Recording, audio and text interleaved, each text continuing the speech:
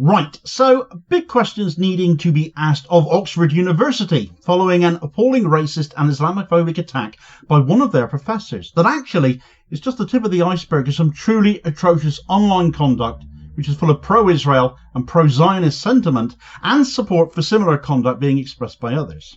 There is certainly an argument for saying this should have been brought up before. This is a person of huge influence at Oxford University with all the responsibility that comes with that.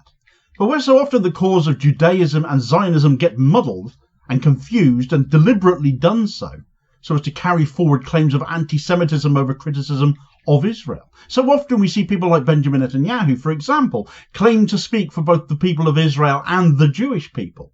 Israel's claim to be a Jewish state, endangering Jewish people around the world, as this does, given Israel's conduct, who are actually as revolted, if not more so, by what they are doing in the Middle East, allegedly being carried out in their name, in the name of their faith. But by this Zionist supposed educator now having attacked the very much Jewish deputy leader of the Green Party, Zack Polanski, it has really shone a light on the fact that for anyone still not aware, there is a gulf of difference between being Jewish and being Zionist. And Israel is no Jewish state at all, despite their claims.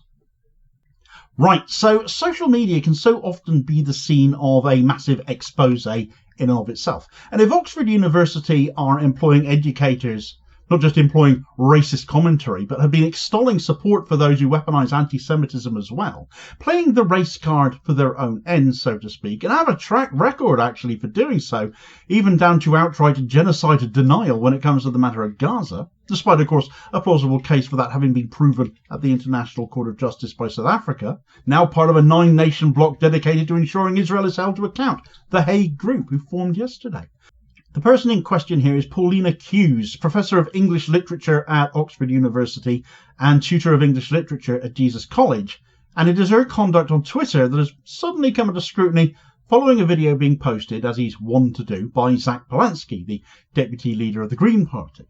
And it's the same clip I used in the video the other day, funnily enough. But for those who haven't seen my coverage of the Heathrow expansion plans that Labour is mooting, that I put out the other day, here's that video clip again. It's a story I'm hearing over and over again. I used to vote for the Labour Party, but the party has left me. And look, we don't have time to mess around. There's a genocide in Gaza. There were literally racist riots on our streets last summer and reform on the rise. And what are this government doing? They're cutting winter fuel payments for our grandparents while still refusing to tax the super rich. And we need pro-migrant rhetoric right now, but what we're getting from Keir Starmer is the complete opposite. So I get why people are disillusioned. But reform is not the answer. They're not some sort of anti-establishment party. They literally are the establishment. The only thing Nigel Farage and his mates are interested in is more money and more power for themselves and for oil and gas giants. So we need to come together. That's you, me, everyone, teachers, doctors, nurses, cleaners, whatever you do, or even if you're out of work, everyone has to count. We need to come together and protect our National Health Service, nationalise rail, water, energy, stop ridiculous new runways, make sure that we're tackling inequality in society. All of these things are possible, and they're possible by you joining the Green Party. So do it today. Now, at its heart, it is a call to disaffected Labour and former Labour supporters and members to consider the Green Party as the new progressive alternative, and reasons for that. Not just on issues such as the environment, which is clearly the biggest issue of our time, but on social justice as well. Labour having abandoned any notion of such matters to become an even more Tory version of the Tories, as they seem to be becoming with recent policy announcements and attacks on certain demographics, notably the elderly, the long-term sick and the disabled. It is certainly the social justice side that saw me join the Greens, for example. Nonetheless, this isn't about that per se, though. This is about reaction to that video, the overwhelming opinion of those who commented being extremely positive towards it. We need to see more of this tub-thumping attitude from the Greens. I will very much admit that. But one person who chose to react to it as well was Jonathan Glass. Now, if you don't know of Glass, he is a director of the notorious pro-Israel, supposedly anti-Semitism fighting outfit Labour Against Antisemitism, the LAAS. A guy so pleasant he once stated on social media that when he met Jewish children's author Michael Rosen in the street, he felt the need to tell the world that if Rosen's wife hadn't been present, he appeared to suggest he would probably have attacked him. What a legend, eh? Rosen being one of those few Jews opposed to Zionism and what Israel allegedly does in his name as a Jewish state. Par for the course, though, for what is basically just a grubby little smear group. It is a screenshot of this post that brings Paulina Hughes into focus though, because, and here it is, where Glass played both the pro-Starmer and anti-Semite card in relation to a Jewish rival party politician in his reply, basically saying the Green Party is calling for the anti-Semites to join them, as if that were the driving reason for anyone to leave Labour under Starmer. But the optics are ridiculous as well, and Polanski is himself Jewish, and would never want anti-Semites in the party. The real thing, that is, and not for what passes for them in the fevered brains of the LAAS. But it is Hughes' response to that has caused widespread shock, because in answer to Glass's pathetic comment, she decided to put, "The browner the better." The tweet has, it seems, been deleted now, but not before the screenshot was taken here, and, well, what can you say? This goes way beyond anti-Semitism weaponization. This is blatant pro-white racism, as it appears to link anti-Semitism to skin colour. This is all the more astounding, actually, when you consider that when Hughes was doing her master's back in 1983, she apparently did her thesis on black American authors of the 20th century. This incident has shone a light on Hughes' social media conduct and is asking now big questions of Oxford University if this is conduct they find acceptable amongst their staff. And evidently, with the tweet now deleted, even Hughes realised she'd gone too far. But it isn't the only incident. Nasher Jew boss David Collier, at the beginning of January, gloated about him having apparently forced an apology out of the BBC for pressing a rabbi on the issue of Israel. The BBC apologising for such things, absolutely why more and more people are switching them off, frankly. And when it comes to talk of ambushing, it's a bit rich coming from Nasher Jew, as many of us on the left are all too aware of, and if you know about them, then you know. But Hughes replied to Collier saying the number of people grateful to him for taking on the BBC was larger than he thought.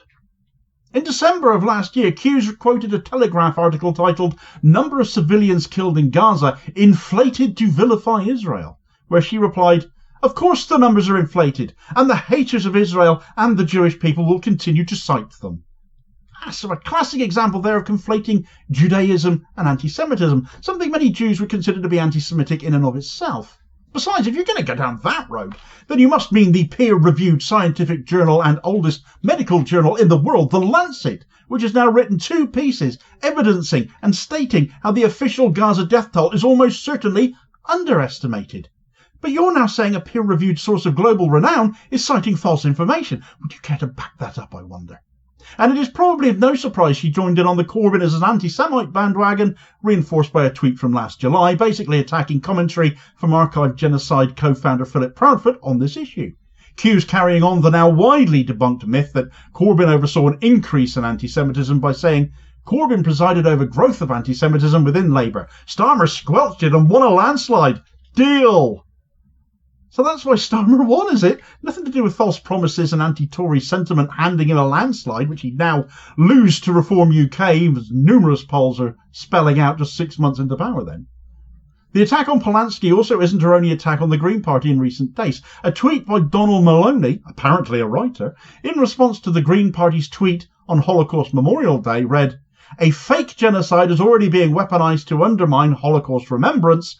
The war in Gaza is radically unlike Hitler's attempt to exterminate the Jewish race, and such comparisons can only be made by people with a special animus for the Jews."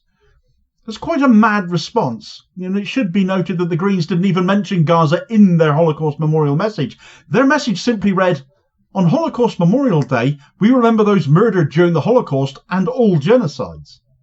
That was it. That was enough to trigger that mad response from this chap Maloney, but in reply to him, in came Paulina Hughes in a tweet that is still up, saying, "The British Greens look very brown." One reply to Hughes here from an account calling itself Sir Kid Starver 2 tags Oxford University in their reply to Hughes here and asks them how this isn't racist. It's a damn good question to ask the university, along with what the hell are they going to do about Paulina Hughes' online conduct here, because nothing so far appears to be the answer. Something I'm sure that is going to upset Hughes and those who share her appalling views and pro-Israel sentiment, though, will be that news came out yesterday from The Hague, where, whilst she denies a genocide, a plausible case of which has already been demonstrated, of course, at the International Court of Justice, and now South Africa, who brought that very case, are escalating matters further with the birth of the Hague Group. Find out all about this 9-nation assembly of nations who are determined to hold Israel to account under international law in this video recommendation here as your suggested next watch, doing so where all other bodies seem to be continuously failing. Please do also hit like, share and subscribe to the channel as well if you haven't already done so as to ensure you don't miss out on new daily content, and also help support the channel, which is very much appreciated. And I will hopefully catch you on the next vid. Cheers, folks.